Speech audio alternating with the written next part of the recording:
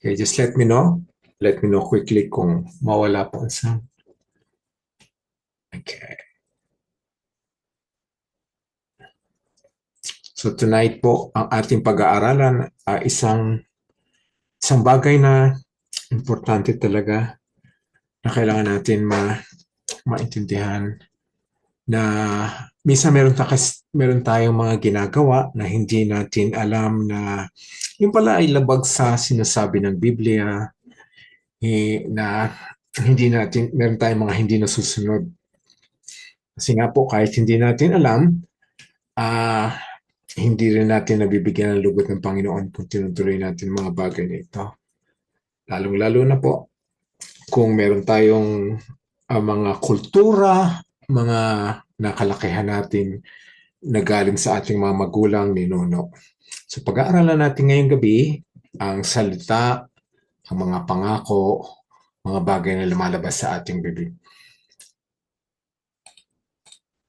Okay, tingnan natin, ma-share natin ang screen. So ngayon po, nasa part 19 na tayo. Tungkol naman sa pagsumpa. Marami kasi ang gumagawa nito na kalakihan.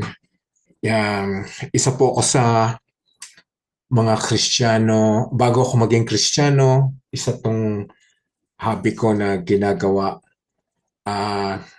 Natutunan ko, nadinig ko. Akala ko totoo yun. Akala ko nagbibigay ng kalakasan sa mga salita ko, lalo na sa mga pinangako ko.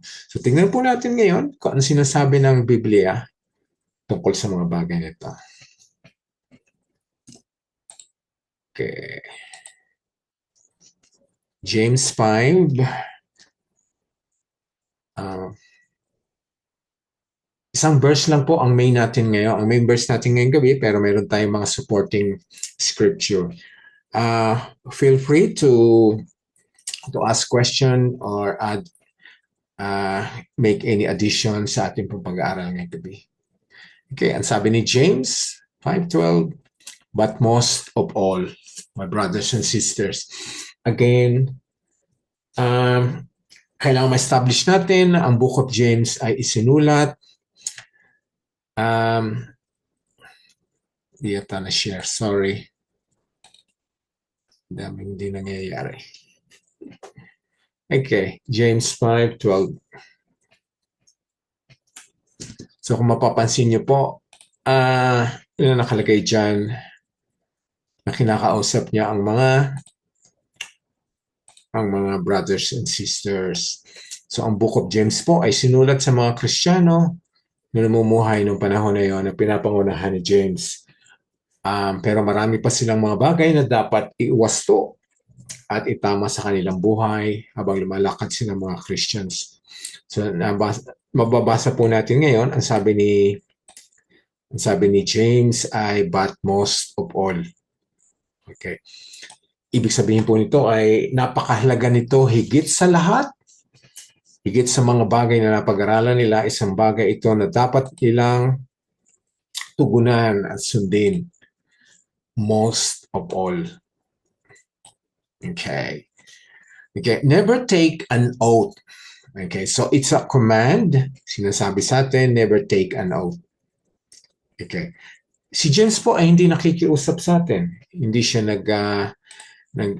hindi siya nagbibigay ng payo, hindi siya nagbibigay ng kuro-kuro, kundi ang bagay ito ay sinasabi niyang huwag gawin. Meron siyang authority sapagkat ang mga sinulat niya ay denied siya ng Holy Spirit. So these are commands from God. Okay. Never take an oath. Okay. So marami sa atin ang gumagawa nito na akala natin ay baliwala. Ang ano naman ito ay relationship between two people.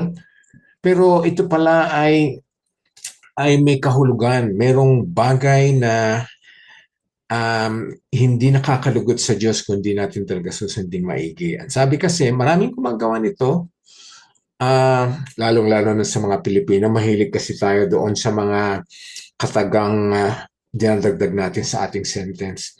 Sabi dito, huwag mangangako by heaven, on earth, or anything else.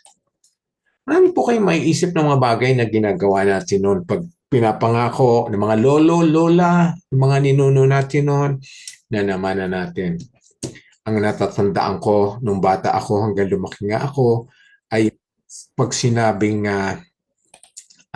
isinusumpa ko sa langit na totoo ang sinasabi ko, sinusumpa ko sa iyo, babayaran kita next week.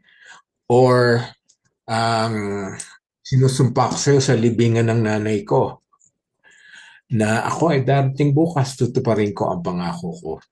Yung mga bagay na yun na namana natin, hindi natin alam na mayroon palang mga kautosan sa Biblia. So maganda na ngayong gabi ay malalaman natin.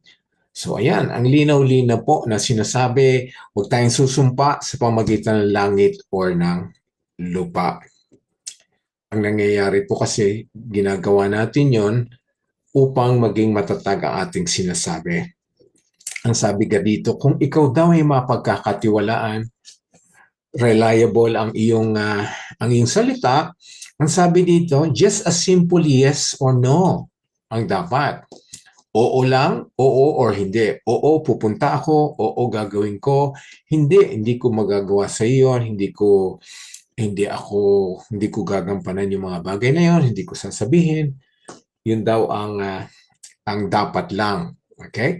Dahil pag humigit doon, humigit sa oo or hindi, tayo ay nagkakasala. Ang sabi, yun na lang ang sabihin mo kasi kung hindi yun ang sasabihin mo, mangangako ka, ikaw ay nagkakasala. Para huwag magkasala, ang sabi ni James, never take a note, so you will not sin and be condemned.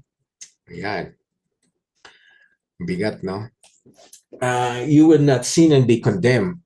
Be condemned or huhusgahan ka, mahuhusgahan ka ng Diyos pagharap sa Kanya.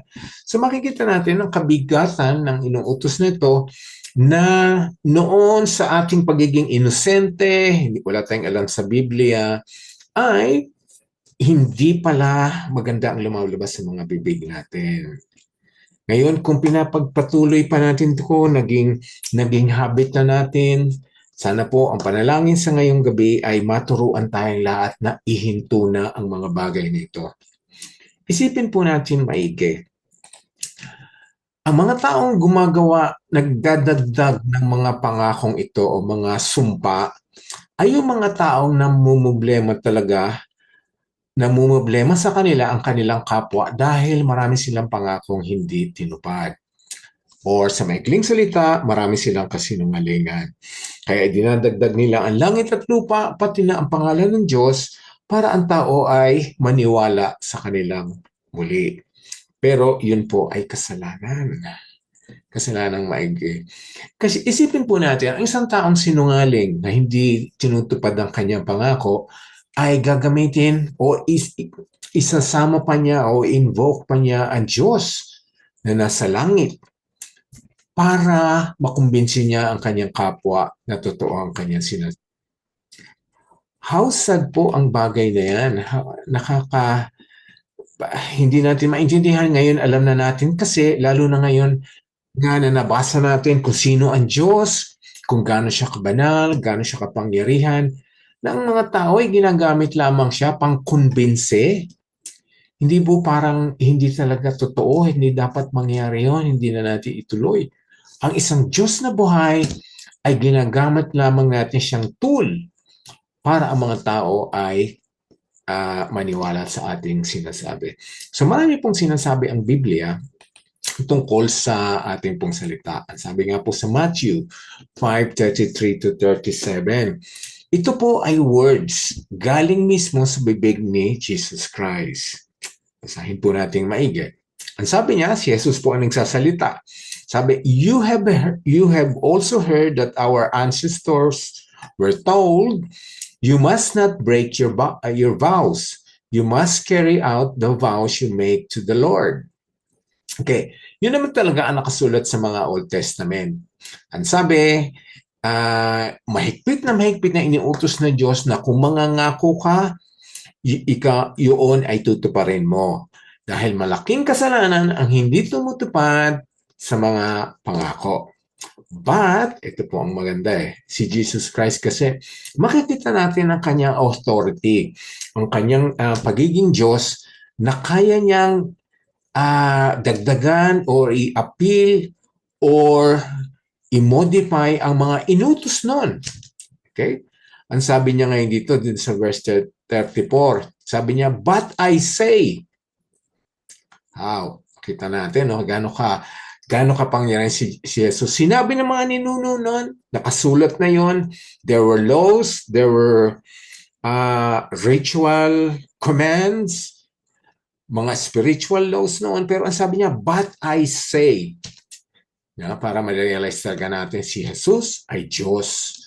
Ang mga inuutos niya ay merong commanding power, is powerful. So kahit sinabi niya noon na may mga nangangako sila kung saan-saan, ang sabi ni Jesus, but I say, do not make any vows.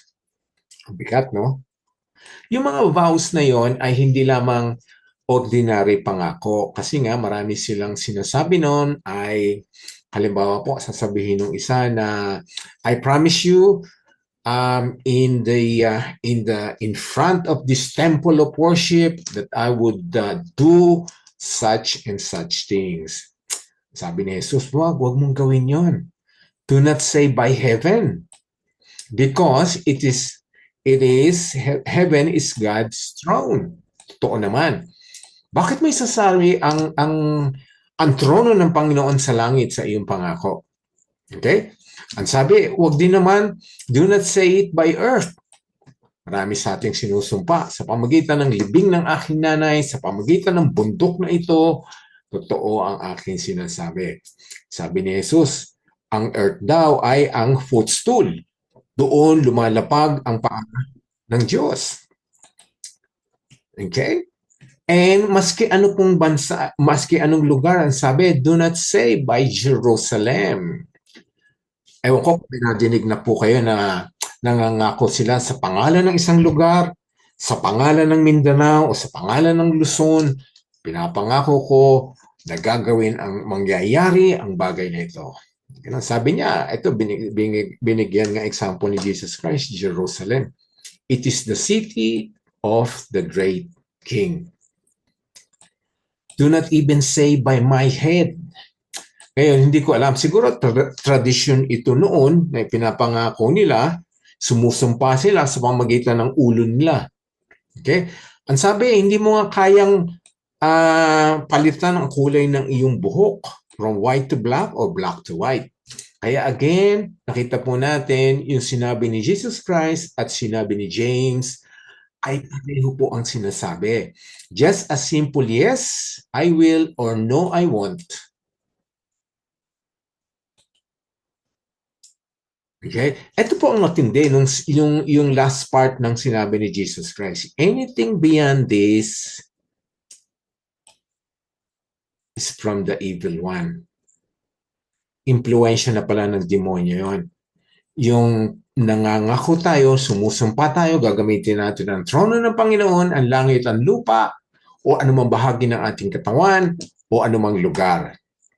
Again, this is something po na maaaring hindi natin naintindihan noon, hindi natin alam, pero ngayon po, dahil napag-aralan na natin, anumang bagay po na nadidinig natin, nabasa na natin ng Biblia, isa katuparan na natin. Kasi malaking responsibilidad sa Panginoon na nalaman na natin ang sinabi niya, ang command niya, pero hindi natin tinupad, hindi natin ginawa. So, ang linaw-linaw po, dalawang scripture na po ang nagsasabi, simpleng yes lang or simpleng no. Huwag nang idagdag. Sabi nga doon sa Ecclesiastes, too many words will invite many sins. Pag marami ka raw salita, marami kang sinasabi, ang likelihood na madagdag or ma-introduce o magkaroon ng kasalanan ay malaki ang tsansa. Malaki ang likelihood.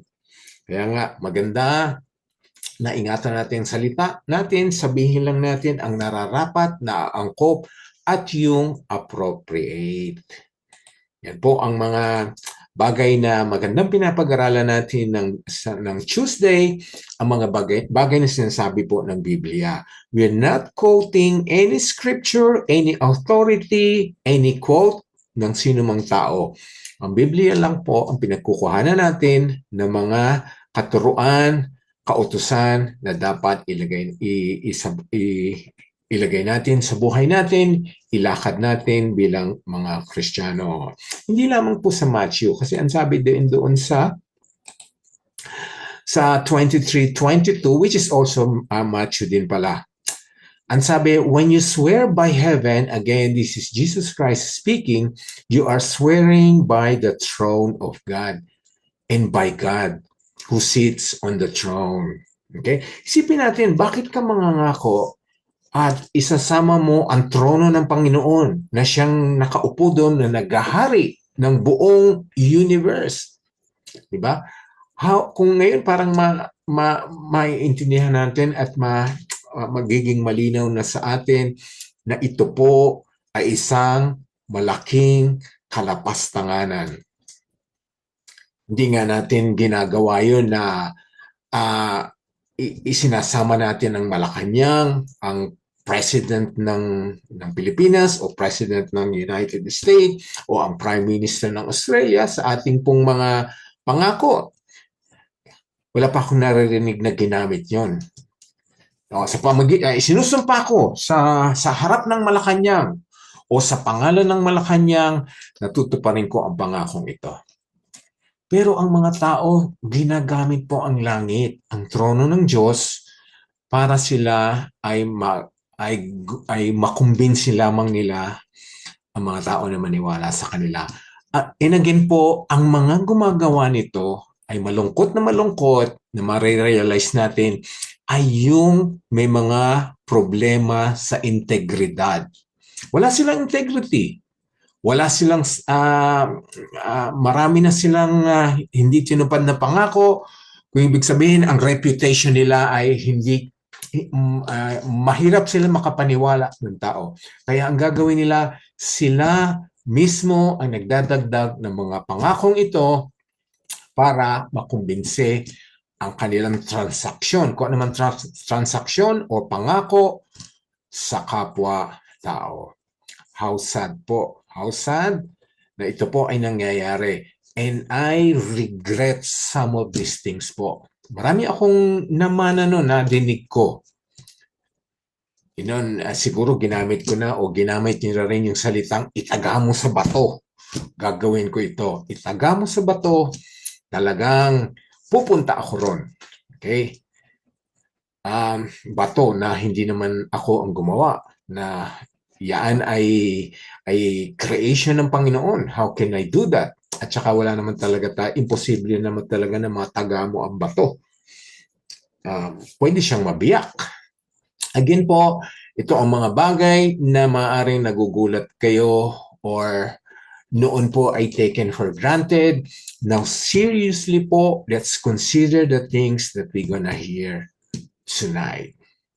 Okay? The next scripture po, ang sinasabi sa Exodus, which is malinaw na ipinagbabawal na mahigpit, inuutos ng Panginoon, you shall not misuse the name of the Lord your God, for the Lord will not, bigat po, the Lord will not hold anyone guiltless.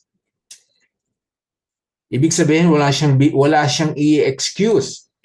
Wala siyang i-overlook na taong nilapastangan, hindi lamang po nilapastangan, ito po, misuse lang eh. Ibig sabihin, hindi mo ginamit na mura o swear word, basta hindi mo ginamit ng tama, misuse. The Lord will not hold anyone guiltless who misuses His name. Ano ba talaga yung misuse? Ang ibig sabihin po nito ay, ang pangalan po ng Diyos ay napakabanal, napakataas, napaka-majestic, at napaka-royal. Kung gagamitin po natin talaga yon, kung tatawagin natin ang pangalan ng Diyos, yun po ay talagang merong kahulugan. Yes, siyempre sa prayers natin. Tinatawag natin ang pangalan ng Panginoon kung mayroon tayong hinihiling sa Kanya. Kung tayo ay nalalagay sa panganib. Kung tayo ay talagang ah, nalalagay sa isang alanganing bagay, may problema, hindi natin alam ang gagawin natin. And yes, yun ang mga panahon, mga appropriate na bagay na tawagin natin ang pangalan ng Diyos. Magdasal tayo. Kung bigla tayong may nakitang bagay na isang kakilakilabot na pwedeng mangyari, yun ay tumawag tayo sa Panginoon. Pero maaring na-observance nyo na ang mga tao ay ginagamit ang pangalan ng Panginoon sa mga casual conversation na hindi naman nila talagang binibigyan ng parangal ang Panginoon kundi binabanggit lamang, or sa mga jokes o sa mga speeches na binabanggit ng pangalan na kunyari ay nagpapasalamat sila pero hindi naman talaga totoo na binibigyan nila ng parangal, binibigyan nila ng credit, ng glory ang Panginoon. Yun po ay mga bagay na mga sinasabing misuse.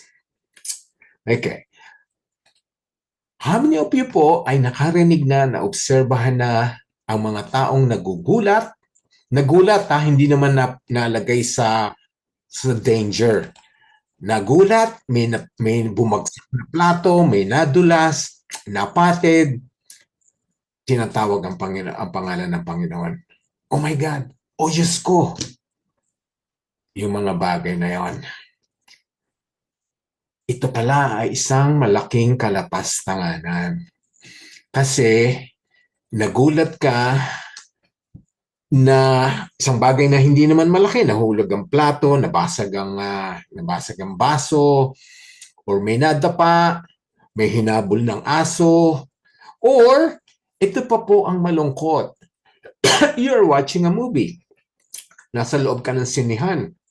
Nagkaroon ngayon ng scene na nakakatakot. Oh my God! Oh Diyos ko!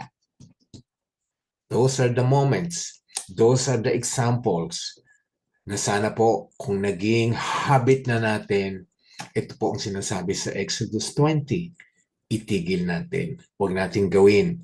We can unlearn po ang mga bagay na natutuhan natin noon, namana natin, nakagawian natin noon. We can still unlearn those things. Pwede pa natin palitan yung mga bagay na yon. Lagi po dapat tayo maging conscious sa mga lumalabas sa bibig natin. Kahit ba nagugulat tayo, natatakot tayo, hindi naman tayo nagdadasal.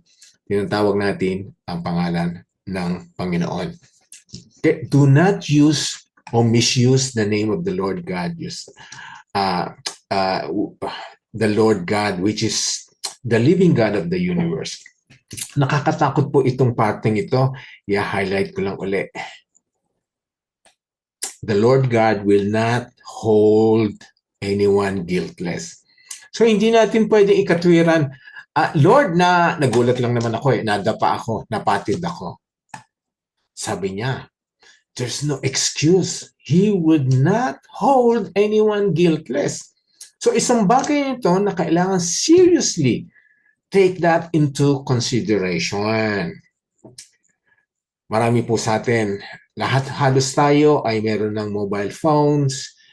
Madalas po nag-uusap tayo by text, messages, chat. How many times po na nakiisa rin tayo kung merong nag-message sa atin ng OMG? Alam niyo po ba ang ibig sabihin ng OMG? Shinortcut lang naman po yun ang ibig sabihin. Oh my God. OMG. Oh my God. Oh my God. Oh my God. Birthday pala ni so-and-so ngayon. Nakalimutan ko. Oh my God. Nanganak na pala si so-and-so. OMG. Nag-graduate pala yung anak niya. Summa cum laude. OMG. Oh my God. Kinasal na pala si ganon at si ganito. We use that in our text. Some of us, we use the acronym OMG. But a lot of times, people can say that. Lalong-lalo na po yun sa mga conversation. Oh my God. And now, we can realize Exodus 27 is not suggesting, it is commanding us, do not misuse the name of the Lord your God. So when is the appropriate time to use the name of God? In prayers, in worship, in adoration, in thanksgiving, in giving testimony, in giving glory unto God. Yun po ay mga appropriate na bagay. Kung talagang yung pag binanggit mo ang pangalan ng Diyos ay talagang pinupurihan mo siya, sinasaluduhan mo siya sa kanyang kapangyarihan, sa kanyang ginawa, pinapasalamatan mo siya, tinatawag mo siya, hindi lamang po sa normal conversation. Hindi lamang po kung nagugulat tayo. Then po, even the acronym, it's still the same. Okay. Yung pong salitang G's, sino po nakagamit na nun? Yun po ay short ng Jesus Christ. G's. G-E-E-Z o kung anumang ibig spelling, yan po ay sinort lamang sa pangalan ni Jesus. O yung pong salitang gosh. Oh my gosh! Okay? Yung mga, kunyari, ginawa pa nating sounding mukhang social ang dating. Oh my gosh! But gosh is a slang for God. Pinalitan lamang po nila. So he's still invoking the name of God in vain. Ngayon po, how disrespectful ang mga naging ugali natin noon. And again po, I am one of those na talagang noon maaring paminsan-minsan nadudulas pa rin ako, pero talagang pinag-iingatan ko na talagang gamitin ang Panginoon, gamitin lamang ang pangalan niya sa panalangin, sa pagpupuri, sa pagbibigay ng testimony, praise reports. Yung talagang pag binanggit ko ang pangalan niya ay siya ay kinikilalang nasa langit, nakaupo sa trono, hari ng hari. Okay. No one can escape. No one will give a testimony. No one will be given an excuse for doing so. Marami sa inyo nakakapanood na po ng mga award ceremony, ng mga FAMAS Awards, Oscar, Grammy Awards. Ano po ang napapansin niyo sa kanila? Marami po sa kanila na nagpapasalamat sa Panginoon. Pero were they truly giving God the honor and thanksgiving? Ito pa po ang malungkot. Marami sa kanila binibigyan ng another term ang Diyos natin. How many of you have heard ng mga artista, mga famous, during their awarding ceremony, sila po ay nagsasabi, I thank God, the man upstairs. Or I thank God, above. Yun. Pinilitan nila ang pangalan, pinilitan nila ang term. But again, they're addressing the God of the universe. Ito po ang malungkot. Isipin niyo po, ang isang artista na gumanap siya sa isang pelikula na punong-puno ng violence. Merong mga sex scenes, merong mga kahalayan, may kabastusan sa pelikulang yon. Tapos, ang artistang yon ay nanalong Best Actor. Okay, Best Actor na isang pelikulang malaswa, violent, it's not honoring God. Then tatayo siya, tatanggapin niya ang trophy, sasabihin niya, I thank God. I give this, I accept this trophy, and I thank my God. How can you thank God?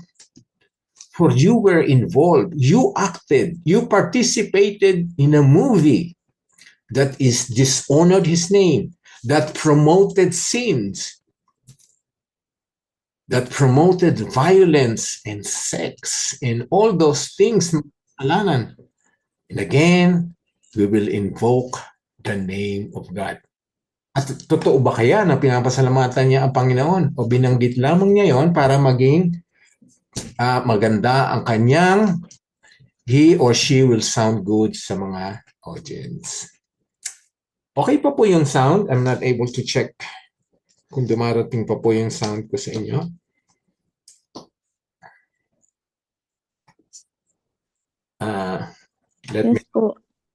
Let me know kung nawawala. So, hope everyone po ay nakikita natin ang seriousness ng pinapag-aralan natin ngayong gabi. Makikita po natin. Sabi po sa Leviticus, ito ay inilera ng Panginoon ang mga kasalanan sa mga bagay na ginagawa natin. Sabi doon sa Leviticus 19 verse 11,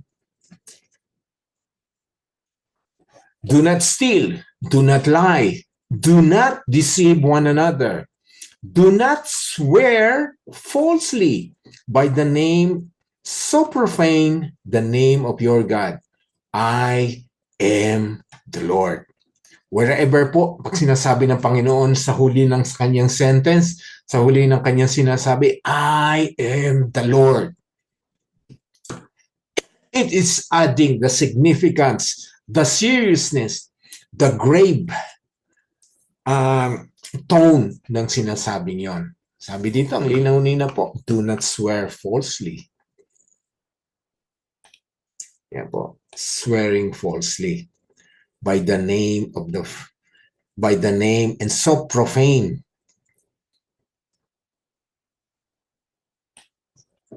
The name of the Lord your God. So, hindi po natin pinoprofane, hindi natin nilalapastangan ang pangalan ng isang tao, hindi pangalan ng Diyos. Again po, maraming gumagawa nito. They knew very well, alam nila na hindi totoo yung sinasabi nila, isang malaking kasalungalingan. Pero, wala rin silang takot, walang alinlangan, sinasabi nila ang pangalan ng Panginoon, sumusumpa sila sa pangalan ng Panginoon. How can one associate the name of the living God, the God of truth, to a falsehood, sa isang kasinungalingan, sa isang hindi totoo, para makumbinse ang kapwa? Kung mapapansin niyo po, ang lahat ng ito ay relationship sa tao. Sabi, do not steal. Huwag kang magnanakaw sa kapwa mo. Do not lie. Huwag kang magsisinungaling sa kapwa mo. Diba? Puro relational ang kasalanan nito. Do not deceive. These are relational sin with other people.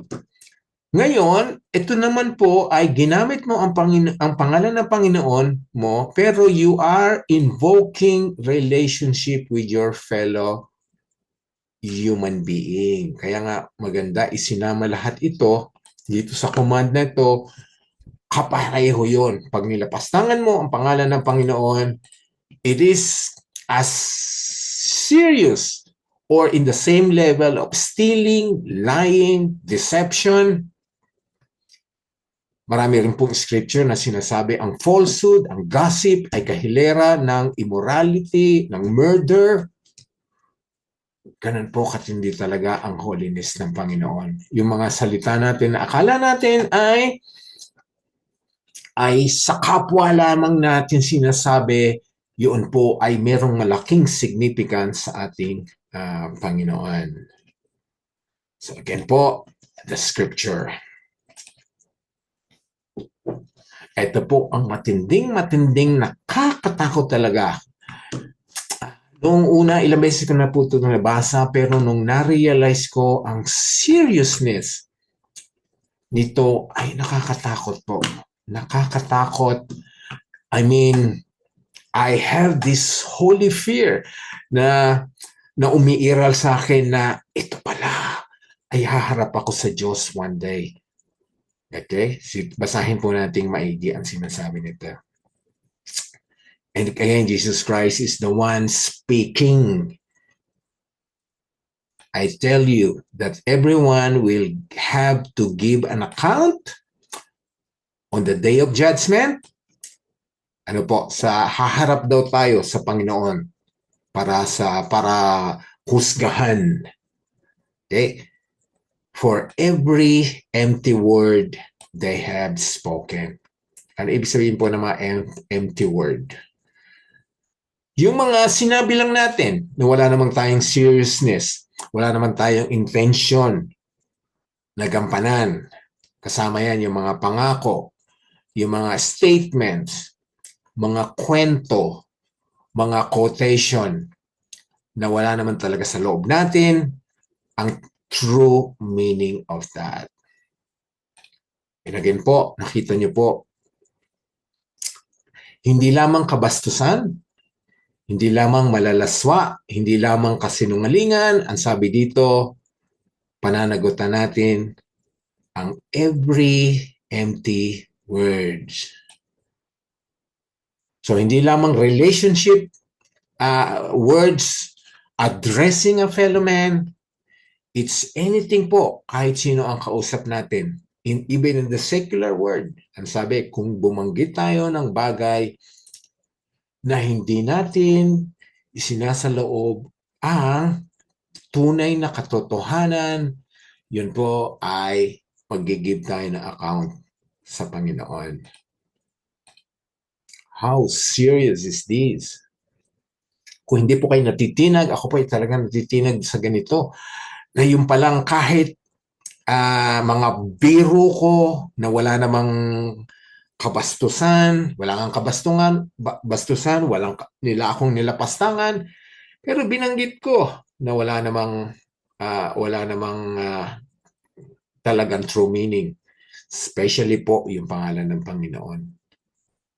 Especially, lalong-lalo na ang pangalan ng Panginoon. Marami natin sinasabi, kagaya po ng mga naging example ko kanina, normal conversation. Oh, Diyos ko, oh my gosh, OMG. Kahit po natin i-shorten natin yan, acronym natin yan, ganun din po ang ibig sabihin. Kasama pa rin po ang pangalan ng Panginoon. We will give an account to God for every empty words. Ang sabi dito, for by your words, you will be acquitted. Anong ibig sabihin nito? Di ba po sa pamamagitan, ang ibig sabihin na acquitted or napawalang sala ka or you were justified. How many of you, di ba, i-analyze nyo po ang nangyari sa inyo? It's by your confession that Jesus Christ is Lord, that Jesus Christ is your Savior. Diba ang sabi, if you confess Jesus is Lord, you are saved. So na-save po tayo sa mamamagitan ng ating mga salitang sinabi. Maaring hindi natin binroadcast yun, pero sa isip natin ay naglaro ang mga words na yon, sa puso natin ay binigkas natin, ipinalangin natin. Kaya nga po ang sinasabi, by your words you will be acquitted. Sa pamagitan po ng ating testimony, tayo po'y nakapagbigay ng lugod sa Panginoon, nabigyan natin siya ng glory. Yun po ang sinasabi. Ang mga words natin ay nakapagpatotoo na tayo ay ligtas. Sa pamagitan ng ating words of confession, tayo po ay nag-declare that we believe in the works of Jesus Christ. Yung po mga bagay na yon. Okay? Yung mga patotoo natin, yung pagtawag natin sa Panginoon, pag-surrender natin sa buhay niya, yun po ibinigkas ng ating bibig o sinabi natin sa loob ng ating puso. Okay? So ito pa po ang mabigat din. Ang sabi, and by your words. By your words, you will be condemned.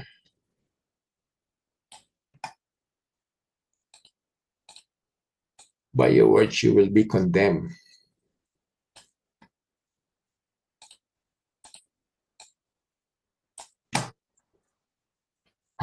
Ito po ang ngayon, ang sinasabi doon sa mga nabasa nating scriptures, yung mga empty words, yung mga blasphemous words against the name of God, misusing the name of God, using the name of God in vain, just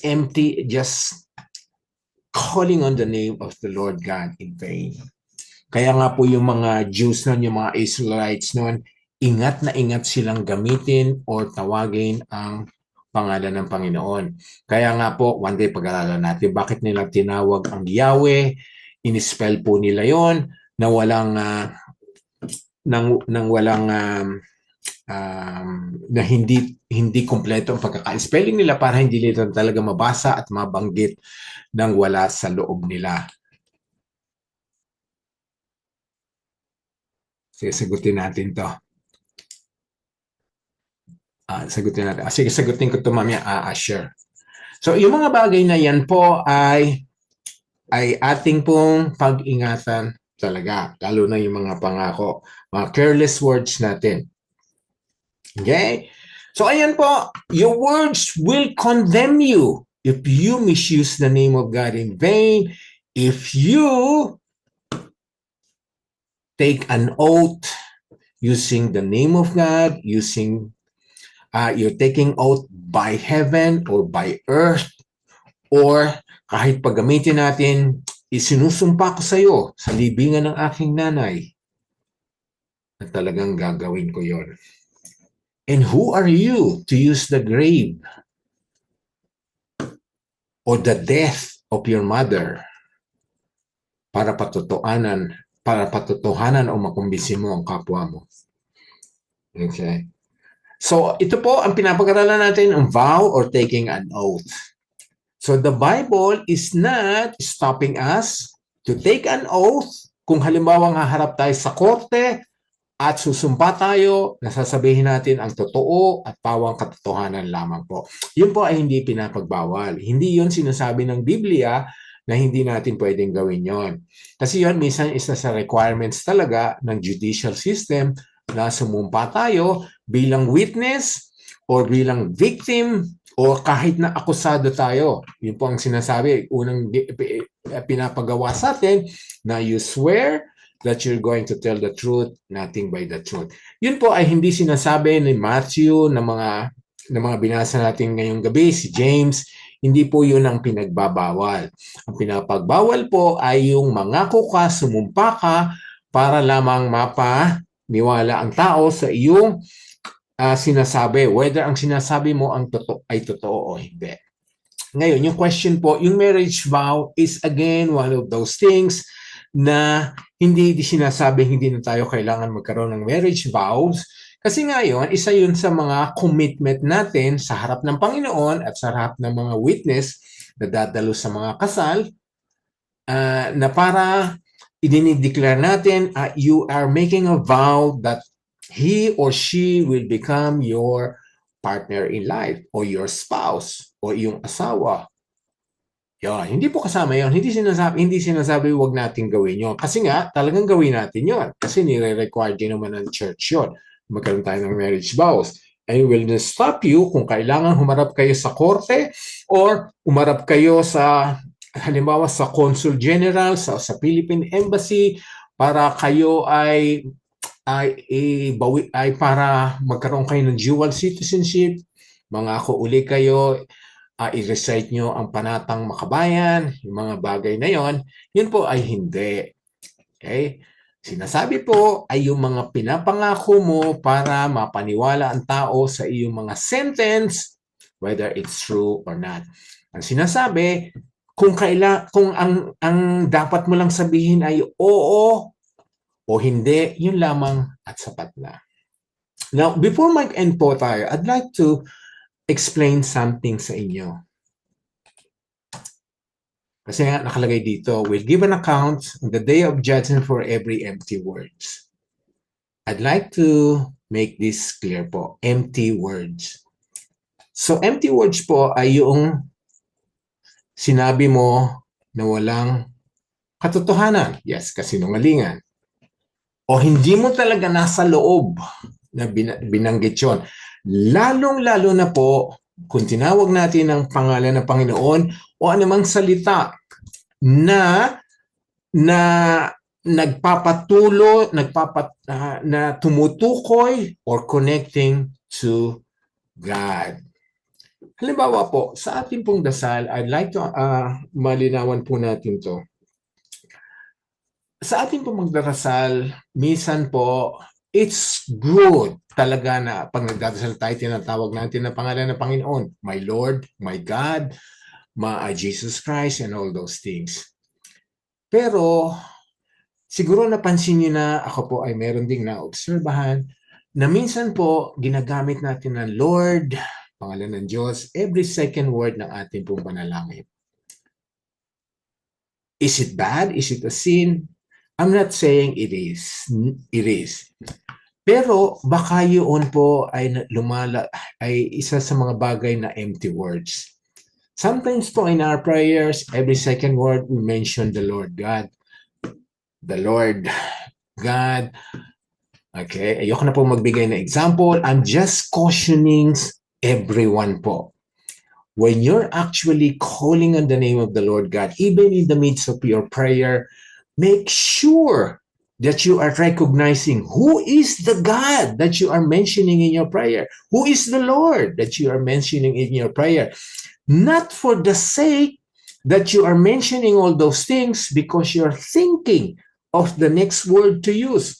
Or kung naubusan ka na sasabihin mo, sinasabi mo na yon, praise the Lord, praise the Lord, praise the Lord, hallelujah. And then you're actually thinking of the next prayer points na sinasabi mo. You're actually giving a pause para dun sa susunod mong prayers. Okay? Ito lang po ay pinapayo ko sa inyo na when you pray, kasi po nangyayari yan dun sa mga taong very apprehensive sila doon sa mga nakikinig sa kanilang prayers. When we pray po, maganda na mag-relax tayo. Alisin natin sa isip natin ang comments, observations, sasabihin ng mga katabi natin sa prayers. Lalong-lalo na po in group prayers.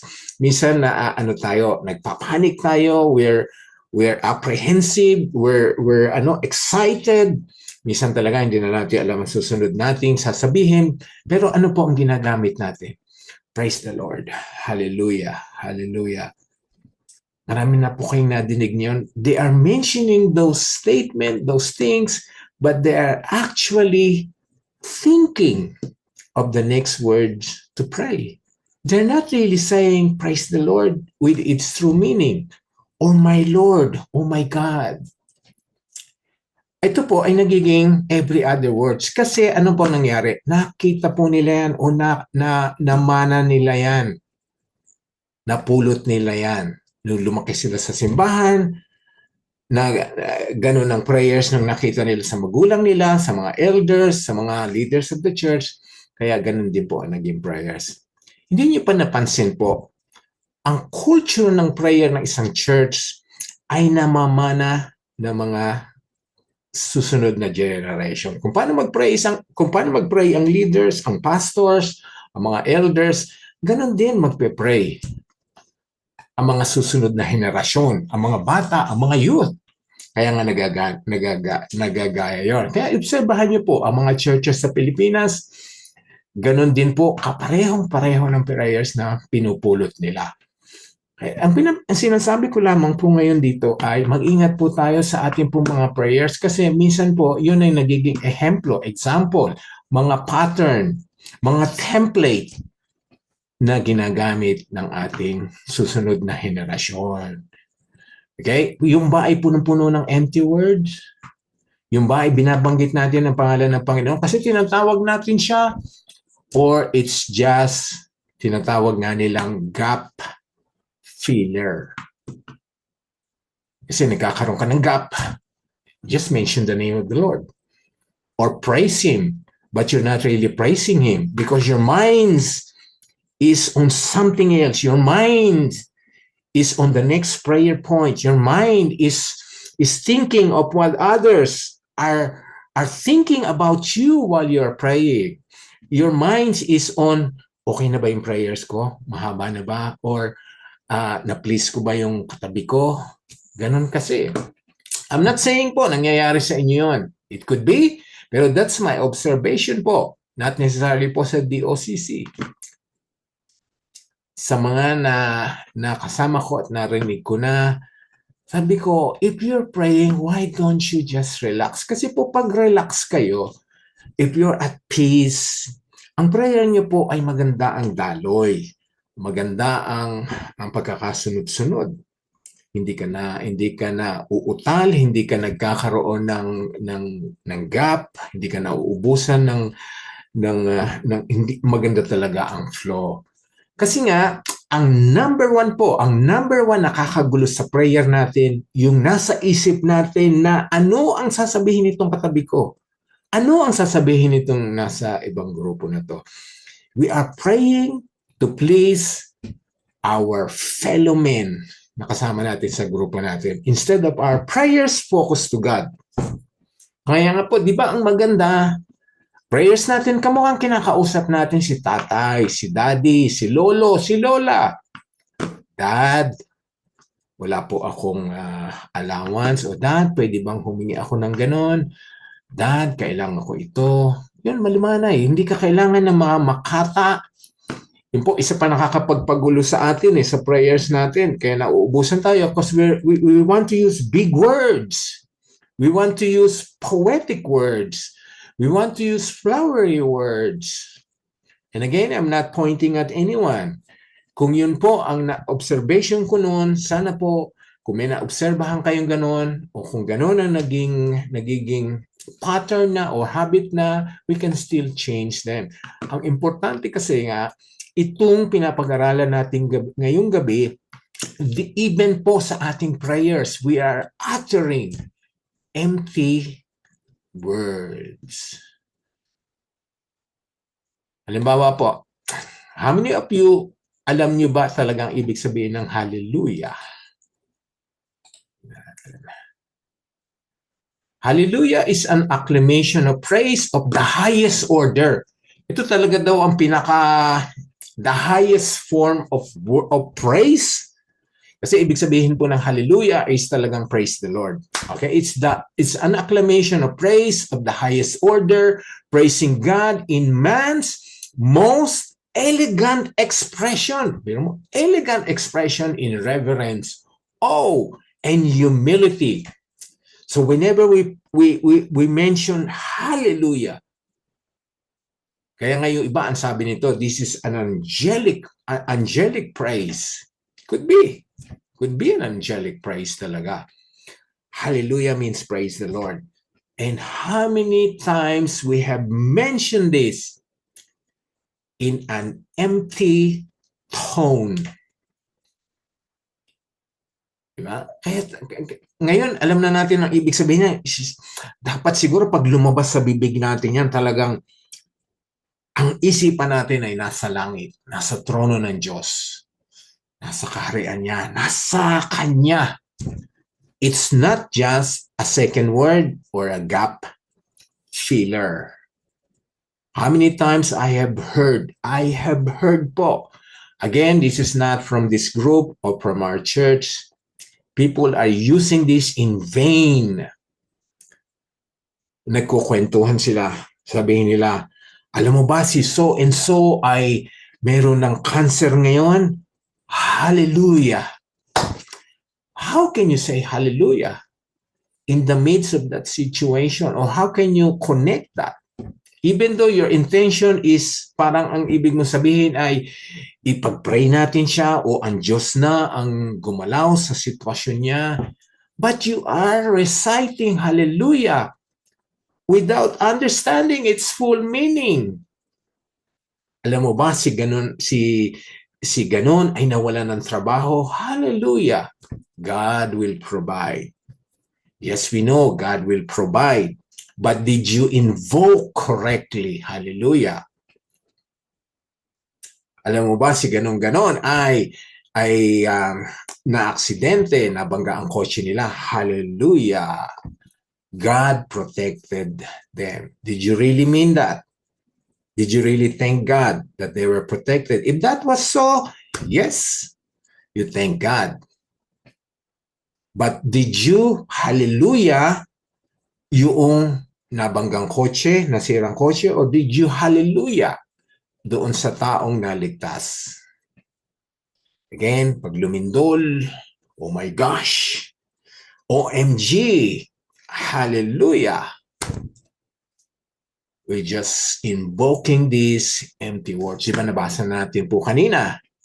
Nabasa natin kanina, we will give an account. Yun po ang sinasabi dito na we will give an account on the day of judgment for every empty words. These are some of the examples. Ang dami pa pong examples na binabanggit natin na wala naman sa loob natin ang ibig sabihin. So let's do this. Let's make it a habit. Let's unlearn things na naman natin, na pick up natin sa ating mga ninuno, sa ating pong mga elders, sa ating pong mga lolo, lola, tatay, nanay. Let's change that. Sa Tagalog po, ang sabi, tinitiyak ko sa inyo na sa araw ng paghuhukom, mananagot ang bawat isa sa mga walang kwentang salitang binitawan niya. Yan, Tagalog.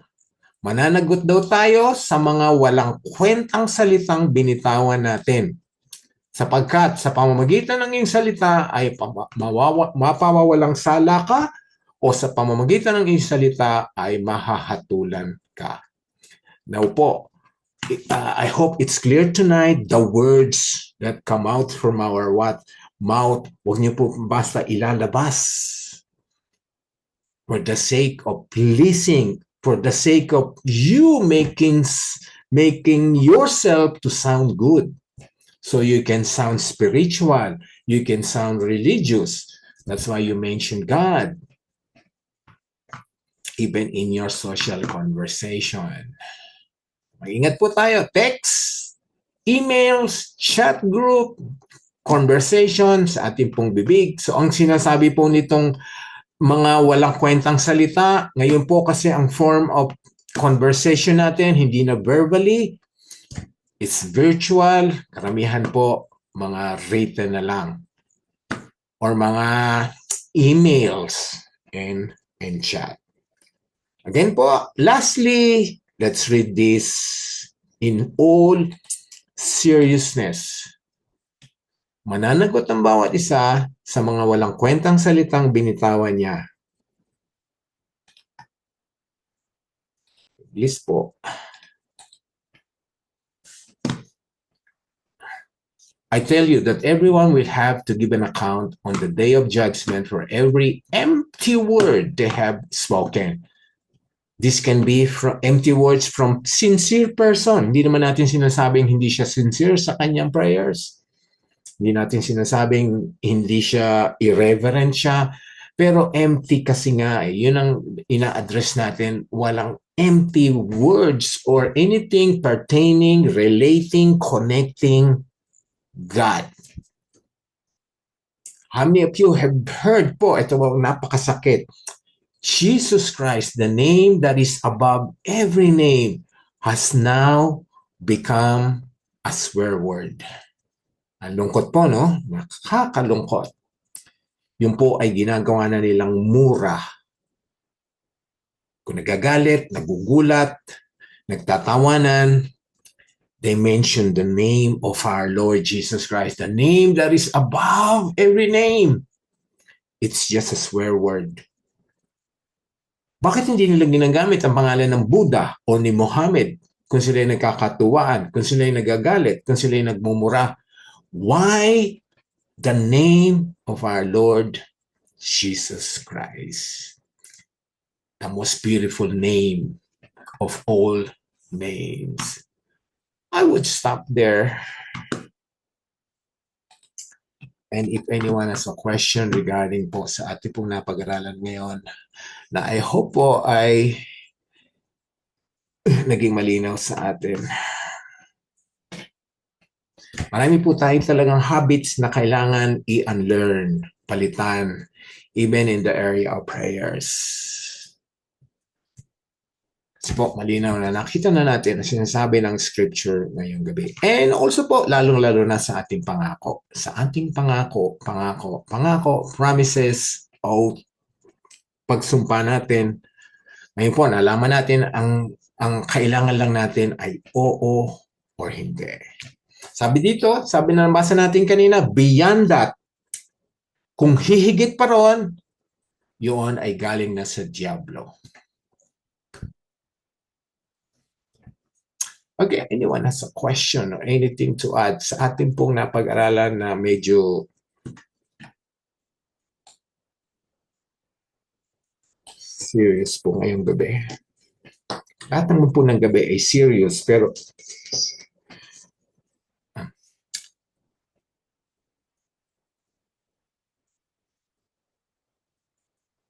any question po? Anyone who would like to add something or anyone who would like to clarify anything?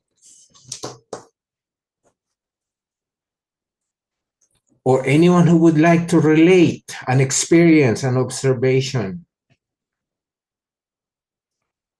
relating po sa napag-aralan natin ngayong gabi.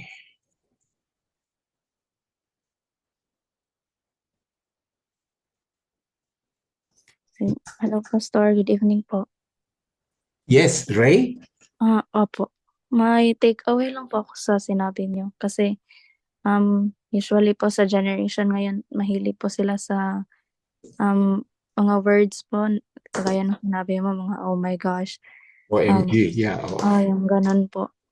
Nakaka-relate din po ako kasi, kahit po sinasabi nating acronyms, sa mga generation po ngayon, hindi po namin alam na hindi na po yun mabuti. Pero gaya ng sinabi niyo po, parang ginagawa po siyang alternative as swearing po.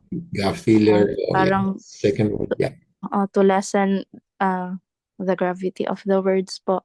Pero mali po pala yun. Kaya thank you po, Pastor. Thanks, Ray.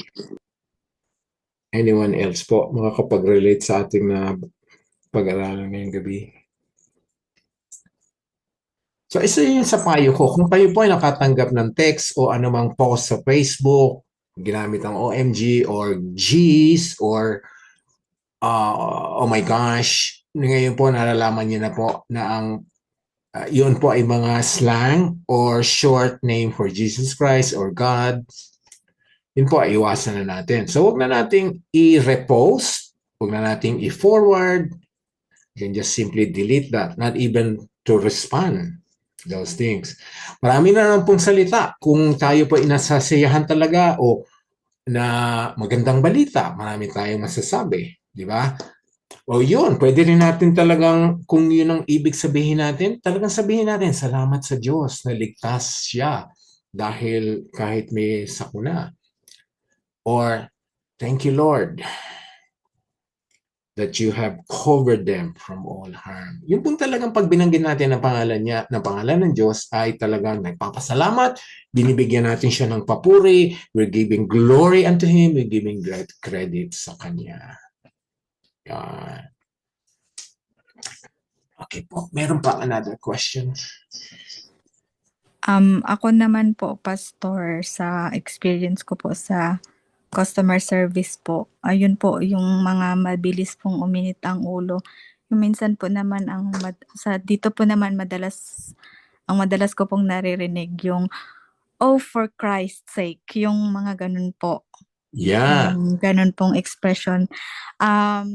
Yun lang po, very challenging lang po kasi ako po natutunan na po namin ito dun sa discipleship namin, itong mga na-discuss na po kasi namin ito kaya parang yun po alam ko na po na mali nga po yun na hindi po dapat ginagamit yun. Although ako din po noon, I admit po na ginagamit ko siya sa text, ginagamit ko siya as expression lalo na po nung nandito ka na sa Australia na parang yung mga expression na ganun parang common lang na parang ay okay na parang di ka aware na okay lang magsabi ng ganun kasi yun nga sa work mo sa environment mo parang sanay silang laging ganun yung expression yung G's yung for God's sake for Christ's sake yung mga ganun po yun po very challenging lang po na parang paano mo ma-approach yung i-approach or mako-correct yung taong ganun. Pwede po minsan sa katrabaho pero po pag customer po yun po parang extra challenging po. Yun lang po. Yeah, oo. Madalas nga malalagay tayo sa alanganing lugar sa ating mga Kristiyano. How can we correct nga? Yeah, in the midst of work or in the midst of conversation with a customer, with your boss, minsan lumalabas yun, talagang magdasal tayo na it's not naman na right then and there, correctin natin siya o sabihan natin siya. So, pray for the right opportunity, the right words kung paano natin sila makokorek. And yun nga, yung mga conversation natin sa opisina, social, ay kung tayo nga ay sana hindi na tayo maging involved doon. Yun ang maganda po. No? Kung ginagawa nila yon, accepted by the world, by society, so dapat po ang mga Kristiyano ay hindi na nagpa-participate doon. Yun naman lahat naman nga tayo, sinasabi ko kanina, dumaan tayo doon, marami na rin po akong ginamit na words noon, akala ko ay maganda, nalaman ko po na mali.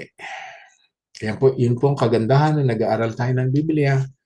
Isa po yun sa nagiging daan para mabuksan ang ating mata at malaman natin ang tama o hindi.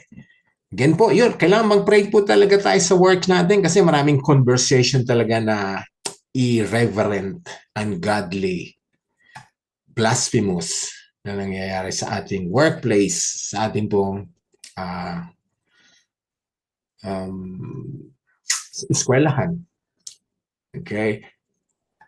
But again, thank you Lord. Thank you. Salamat sa Panginoon sa kanyang salita na binibigay sa atin na para po mag-guide tayo, na makikita po natin ngayon ang seriousness ng words. Haharap tayo sa Panginoon hindi lamang sa ginawa natin physically, ginawa ng kamay, ginawa ng paa, inisip sa puso, inisip sa isipan, kundi yung mga lumabas sa ating pong bibig. Ang ating pong bibig, ang ating dila, tayo po ay magigib na account sa Panginoon pagdating ng paghuhukom. Anyone else po I would like to add before we end? Ako po, Pastor, may sino ba? Ikaw, Renilda muna.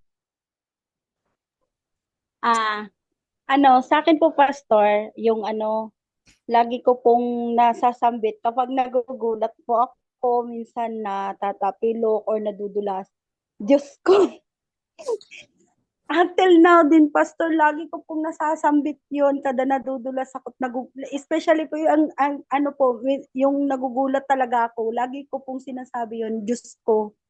Diyos ko po, ganon. Then sa pagpipray din naman, Pastor, lagi din po ako nagsasabi ng kapag nakakalimutan ko yung o nagmamadali ka ng prayer tapos di ko nasambit yung mga panalangin na nais mo na masambit na big ko, yung nakakalimutan ko na sa isip ko, lagi ko pong nasasambit yung Hallelujah Jesus, Hallelujah Jesus. Yun po, Pastor. Now I know, Pastor. Ano pala yun? We can still unlearn that. Pwede mong mapalitan pa rin yung habit ng ating bibig, yung nakagawian natin. Kaya nga, nandyan pa rin ang Panginoon, ang Holy Spirit to help us in our words, yung mga lumalabas sa bibig natin. Sabi nga, God will help us guard our mouth dun sa mga lumalabas natin. Tsaka ang isa pang maganda na nga talaga ay yung i-unlearn natin yung mga habit na napulot natin sa ating mga magulang. Yun nga yung, di ba, Diyos ko, tapos ang usong-uso sa Pilipinas ay yung Sus Mariosep. Yun. Isa pa rin yun, na ginagamit ng mga nagugulat o mga lolo't lola na nagmumura o nagagalit sa kanyang mga anak, nagsesermon o nananakot, sinasabi ang mga bagay na yan. Okay, so, lahat po tayo ay natuto at marami pa tayo i-correct sa ating buhay. Yes, Rob? May dagdag lang po ako sa butang. Ito po yung nagpe-pray po tayo na kinuquote yung Bible verse. Sometimes it's on wrong content sa prayer natin. Tsaka yung pong mga dwell po ng outside world. I mean, yung sa Context, hindi content. wrong context pala, sabi nila Blam. yung sa mga trabaho, mga ganon, most of them is unbeliever. Pero nasa Bible din na siya na sinasabi na never dwell with them. So, just leave it kung ano yon. Kasi kung sabayan mo sila na ganon din sa trabaho, then you're not truly be a Christian. You just like Christian. Yun Yeah, lang po yung sa akin. that's Kasi correct. meron din yung kwan yung ito napapansin ko lang yung mahaba na prayer. Then ang point pala doon isa lang. Pinaikot-ikot lang yung ano yon, yung prayer. So Yeah, isa po din to yung empty prayer na yan. yeah, Kasi the more less lang yung prayer mo, hindi ka mag-iisip eh. Kasi alam mo, pag nagpe-pray ka talaga kay Lord, very intimidating kasi hindi mo alam kung ano yung sasalita mo eh. But you still think. Pero yung pabalik-balik lang na salita, medyo empty na po yun siya. Tapos ang haba pa, lahat yung ano yon, yung mga hindi importante na hindi na sana kasali sa prayer mo, sinasali mo pa na ano yun, na kaya mo naman gawin yung mga ganon. For example lang dito yung like sa trabaho, you know, magpe-pray ka for protection, mga ganyan. It's very good. Protection, guide, give you strength, mga ganon. Pero yung mga sa trabaho, meron din yung nagpe-pray ka na sana malakihan yung sweldo ko, yung increasean ako ng bonus. Tapos ginagamit mo yung pangalan ng Panginoon. It's another empty po prayer yun siya eh. Kasi ang blessing ng Panginoon is your obedience. Kung nag-obey ka sa word niya o sa ano yung ginagawa niya, the reward is still coming. Bibigay sa iyo yan. But yung pinipray mo yun na hindi ka naman na sumusunod na walk like Christ, then it's still a empty prayer. Yun lang po sa akin, Pastor. yeah, obedience brings blessing. Yeah, kailangan importante nga na sumunod tayo. And something, one thing po I would like to add, even po yung mga sinusuot nating t-shirts, let's make sure that we really meaning yon. Yung po mga stickers natin sa kotse, yung mga emblem, yung nasa plate natin, yung pong fish, yun po ay mga associated about Christianity, spirituality. But sometimes po, meron tayong fish, meron tayong sticker, Jesus loves you. But ang ating pong driving ay very unchristian or responding to being overtaken. We're not obeying traffic rules, but we're carrying the name of Jesus on our cars. Meron tayong stickers. Yun po, isa pa sa mga maiingat natin na those are empty emblems, empty stickers na hindi naman natin talaga pinapamuhay ang sinasabi niya. So mag-ingat din po tayo. So it's kasi nga naaano din 'yon, ang pagiging Kristiyano natin doon sa mga dinidisplay natin. Okay? Mga t-shirts natin, kung ano po sinasabi.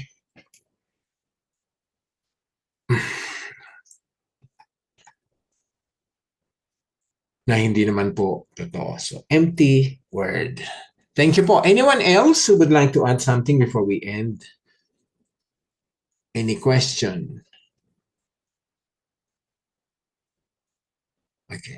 Thank you po. Sa hope malinaw po sa lahat ang ating pang napag-aralan ngayon. Sino ba yung magko-closing prayer, Pearl? Ako po. Ikaw? O sige. Sige po. Sige, thank you. Okay. Let's bow down our heads and pray. Lord, gracious Heavenly Father, we lift our hearts to you, Lord, as we end today's Bible study. We thank you, Lord, for the wisdom you've shared with us. Also, to Pastor Noel. We thank you, Lord God, for the opportunity to learn about your word, to learn about the Bible today and today's verse for the lessons and takeaways that we can bring with us. We acknowledge our sins today, Lord God. There are times where we use your name in vain. We use them in oath. Most of the time, we continue to do habits that are hard to unlearn, Lord God. But we know that through you, Lord God, there's nothing impossible. Everything is possible if we just believe in you, Lord God. And we are sorry, Lord, for there are times that we do not live according to your will. Ask for your forgiveness, Lord Jesus. May we remember to use your name and creations appropriately, Lord. We pray, Lord, that we remain to be careful in using your name, that we say your name in a respectful way, that we avoid any kinds or any forms of swearing, Lord. We pray, Lord, for guidance that we communicate authentically without feeling like we need to use oaths or any vows or pledges, Lord, and may we be known, Lord, for our godly characters instead.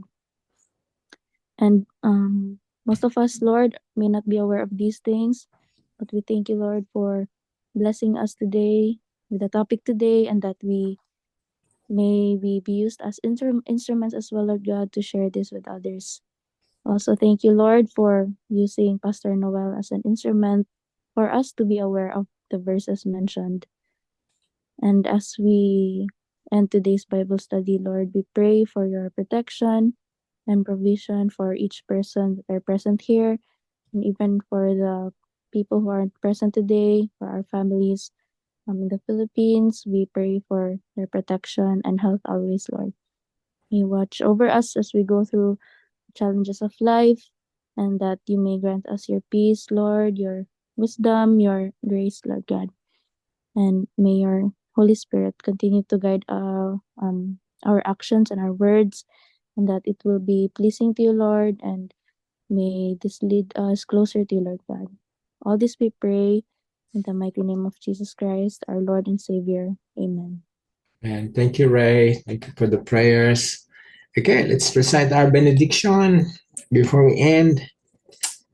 May the God of hope fill you with all joy and peace as you trust in him, so that you may overflow with hope by the power of the Holy Spirit. The Lord will keep you from all evil. He will keep your life. The Lord will keep your going out and your coming in from this time forth and forevermore. May the God of endurance and encouragement grant you to live in such harmony with one another in accord with Christ Jesus, that together you may with one voice glorify the God and Father of our Lord Jesus Christ. Thank you, everyone. Thank you, Pastor. Thank you po. Teka, saan ba yung recording? Thank you.